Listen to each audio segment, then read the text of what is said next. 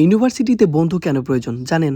আচ্ছা বলছি। ধরুন ক্লাস শেষে ক্যাম্পাসে আম গাছে ঢিল মারা, গাছে ওঠে আম পাড়া।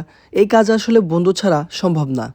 বন্ধুরা যখন একত্রিত হই তখন ম্যাচুরিটি লেভেল থেকে একদম শূন্য।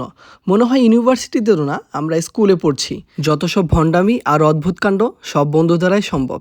তবে এভাবে ক্যাম্পাসের দিনগুলো কিভাবে কেটে যায় বোঝা যায় না।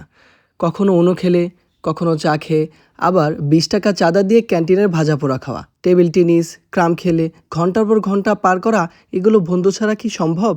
হোস্টেলে হাজার টপিক নিয়ে ঘন্টার পর ঘন্টা কাটানো, বিরিয়ানি রান্না করলে খিচুড়ি হয়ে যাওয়া, বন্ধু ছ্যাঁকা খেলে সমবেদনা দেওয়া, আবার ওয়ালটপকে পরিত্যক্ত ভুতুরে ভবনের সাহসিকতার পরিচয় দেখানো, এসব বন্ধু ছাড়া কি সম্ভব? আবার রাতে হুটহাট বাইক নিয়ে বের হয়ে যাওয়া, এসব কি বন্ধু ছাড়া পসিবল? একসময় ক্যাম্পাস, ক্লাসরুম সবই থাকবে, থাকবো না শুধু আমরা। কার জীবন কাকে কোথায় নিয়ে যায় কেই বা জানে। সো বন্ধু ছাড়া student life impossible. Student life অপূর্ণ থাকবে যদি বন্ধু না থাকে। Life is all about memories. Create good memories. Good bye.